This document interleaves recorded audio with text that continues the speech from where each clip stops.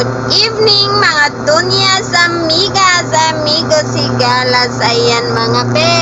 So ngayon na naman mga pe, magkukuking na naman tayo. So ang recipe natin for today is shrimp with cheese.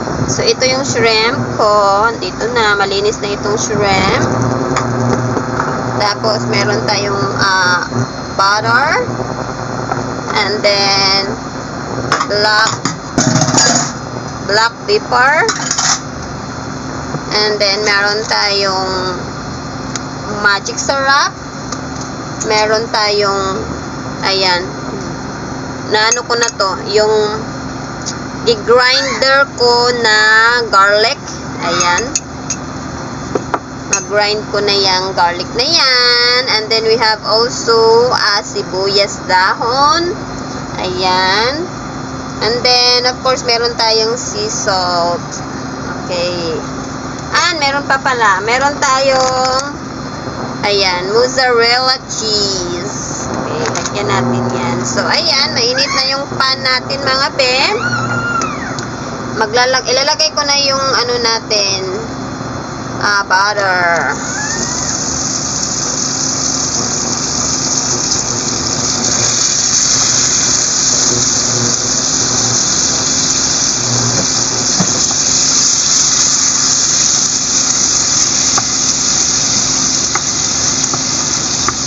Ayan.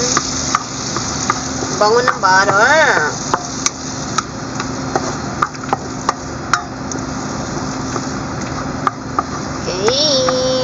After nito, ito yung ulam namin for tonight mga be. So ulam na namin to for tonight. So ilalagay na natin, pwede na natin ilagay ang ating garlic.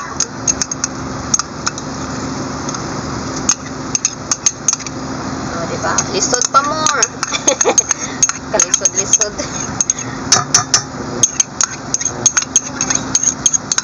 Tiloko na to kay sayang garlic oy.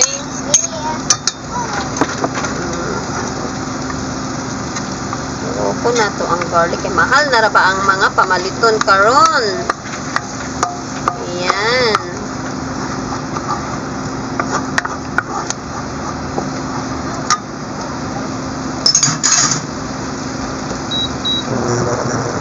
Simple lang to siya mga binano na lutong recipe ng shrimp. Maraming klase ang mga recipe pag magluto ka ng shrimp. Minsan nagagata ako nito, nilalagyan ko ng black beans, or naglalagay ako minsan, ginigisa ko lang siya sa butter, and then nilalagyan ko ng Sprite, mga ganon. Pwede rin magsinigang ka, pwede ding prituhin mo lang sa mantika. So, marami ang gagawin na recipe sa shrimp. Pumili ka lang kung anong gusto mong trip, kung anong gusto mong recipe na pagkaluto. So, ngayon, ilalagay na natin ang ating shrimp. And then, mix natin.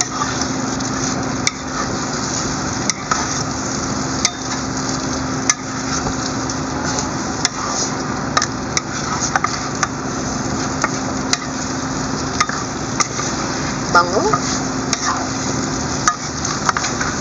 Mamaya ko nalalagyan ng sea salt kasi yung butter natin, meron kasi mga butter mga be na parat, maalat na. So meron ding wala, pero mamaya na natin lagyan ng sea salt. So ang ilalagay ko lang muna is yung ito, black pepper. Dili ka na siya mutulo, no? So, ganyan ko na lang siya.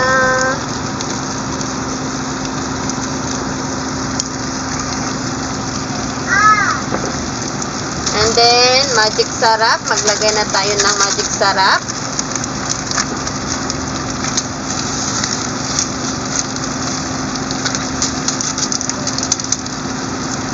Hindi ko ko inubos ang magic sarap mga be. Kalahati lang ng magic sarap.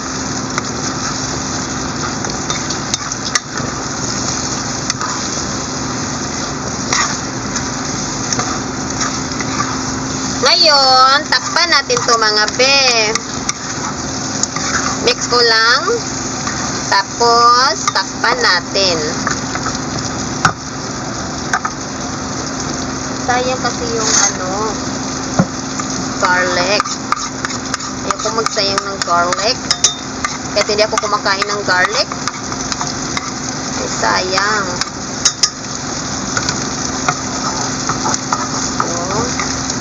Tapos, sinaan ko lang siya ng yung init ng stove.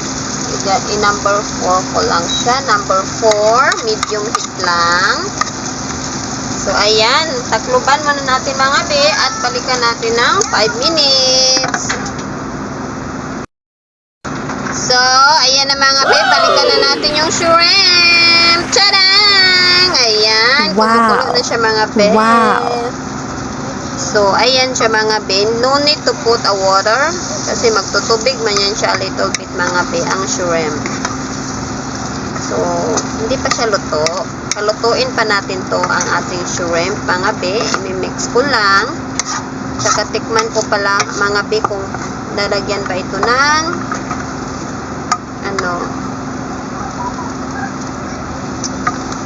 kung need ba natin lagyan ng asin. Diba? Maalat na nga yung mga be. Maalat na yung may lasa na yung butter natin. Hindi siya maalat. May asin. May asin na yung butter.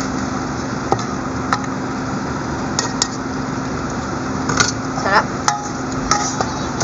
Hindi ko na siya lalagyan ng mga be asin kasi yung butter natin is nagtimpla na doon yung asin ng butter sa ating shrimp. So, ayan. Takluban ko ulit ito mga be. Tsaka natin ilagay yung ating mozzarella and then panghuli ang ating sibuyas dahon. Dahil gusto ko pa ng black pepper, maglalagay pa ako ng black pepper mga be kasi gusto ko maraming black pepper. Sarap niya. Ganito na pagkaluto mga be, pwede nyo lagyan din ng, kung gusto nyo masabaw-sabaw, pwede nyo lagyan ng konting Sprite. So, mamaya lagyan natin konti-konti lang. Okay, takpan ko muna mga be. Balikan natin ulit ng 5 minutes para maluto na talaga yun siya mga be, ang ating shrimp. So, ayan na mga be. Kumukulo na yung natin, yung shrimp. Okay, ganyan. So, masarap na siya mga be. Kahit wala pang cheese, So, minsan mga be, naglalagay ako nito. Paprika. Pero, sa ngayon, hindi tayo maglalagay kasi si Ate Nana hindi naman kumakain na with spicy mga be. So, hindi tayo maglalagay sa ngayon. Next time na lang ulit tayo maglagay. Pwede ko rin naman siya lagyan. Sabihan ko lang si Nana. Pero, tatanungin ko muna si Nana kung gusto ba talaga niya. Kasi minsan, ayaw niya. Gusto mo ng shrimp, ate? Oh, ayaw niya. So, lagyan ko ng maanghang to, anak. Okay. So, ayaw daw niya. So, maglalagay ako ng konting paprika.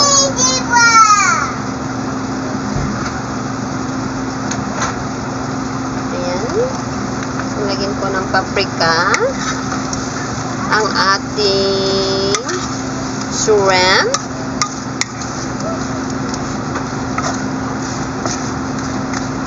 Dahil meron na akong nilagay, dahil meron na akong 7-up dito mga be, 7-up. So, maglalagay tayo ng, dagdagan ko pa ulit mga be ng paprika. O, diba? Hindi na kontento.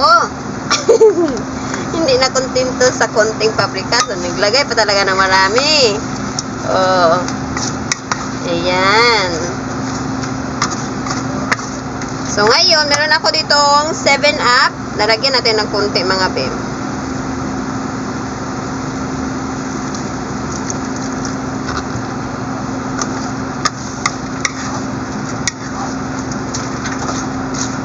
Oh, ganyan siya mga be. Ang ating shrimp. Try nyo din to mga be. Oh, diba? Dagan pa natin a little bit ng 7-Up. Ayan. Pwede na yan siya. Oh. Ayan. Pakuluin natin ulit mga bit. Tapos, yung huli nating ingredients na mozzarella at saka sibuyas dahon. Okay. Takpan ulit. So, ayan na mga bit. Wow! At meron pa akong ilalagay mga be. Ayan, maglalagay tayo ng parsley flakes. O, diba? Kahit ano-ano na lang pinagagawa ko mga be, no? O, ganun lang naman ko. Anong tripping ko na ilalagay sa ating shrimp. O, ganyan lang. So, ano pa kayo ilalagay ko mga be? Walang katapusang paglalagay ng mga ano-ano. Diba? So, ayan, luto naman yung ano natin mga be. Luto na yung shrimp natin. So, ilalagay na natin yung ating mozzarella cheese. Ayan.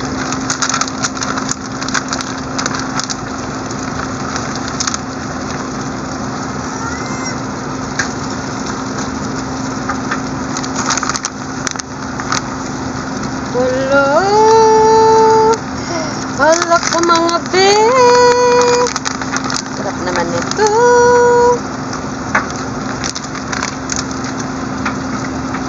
So, ayan na. Nilalagay ko na yung ating cheese. And then, mix. Mix lang natin.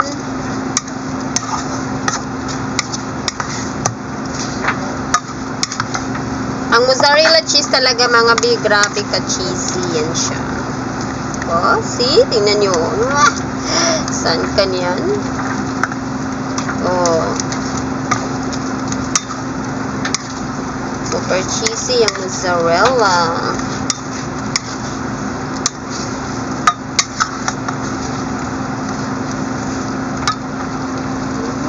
Dagdagan ko pa.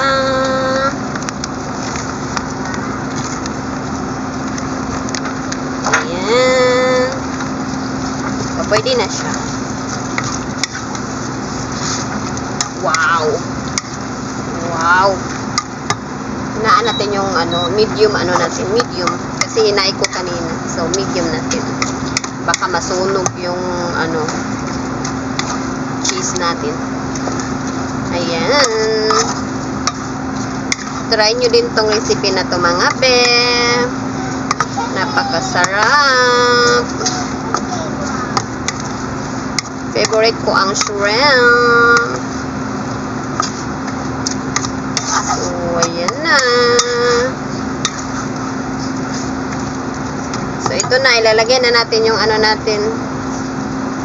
Sibuyas dahon. Sibuyas dahon natin. Oh my gulay. Oh, diba mga be? Sarap. So that, pag magluto tayo sa Pilipinas mga be, kaya ganito man yan. Duk-duk kasi yan mga be. Pampaswerte daw kasi yan pag mga be. Pagkatapos mag-iingay bitaga mga be. Morning na morning. Ala, ingay pa mo yan. Tudug. Ayan. Ayan na mga be. Tapos na yung shrimp natin. Okay. Yan na yung resulta ng ating shrimp mga be. O, diba? Saan kanyan?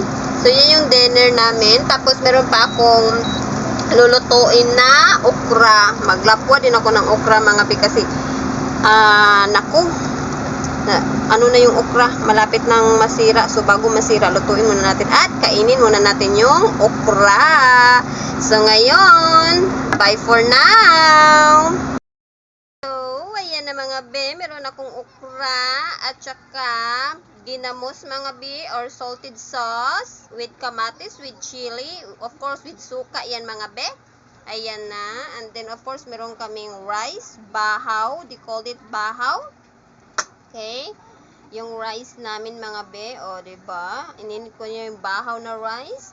And then, ito yung the main sudan talaga. My favorite, yung shrimp na niluto ko kanina. Yung shrimp with cheese. Ayan. So, kain na tayo mga be. So, ayan na mga, ito din para kay Jaira, noodles naman kay Jaira. Nagluto din ako ng noodles para kay Jaira, so mainit pa. So, ayan na mga be, kain tayo. Dinner namin mga be, ako pa lang ang unang kakain mga be kasi yung big boss namin mga be, nasa work pa, mamaya pa yon, alas 6 mag-out sa work.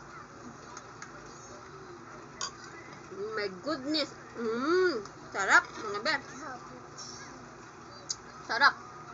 So, ako lang ang unang kumain. Hindi ko na siya mahintay mga be. Kasi mamaya pa siya mag-out ng 6. Tapos makauwi yan dito 6:30 or na. Wala na mga be. Kaging na ko sa kagutom.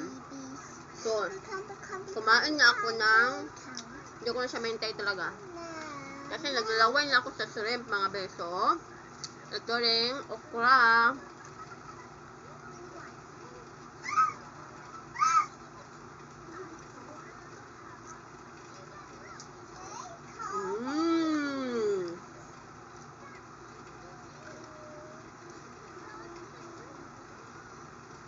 Sarap mga be.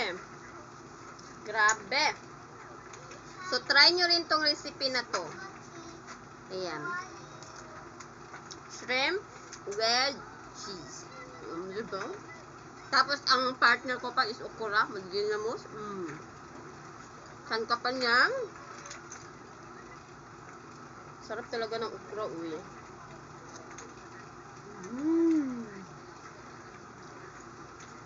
Bye mga be. Mag-end na ako kasi kakain ako, magpo-focus ako ng kain mga be. O, charot lang. Bye! Thank you for watching. God bless us all. Have a great, wonderful day sa lahat. Bye-bye!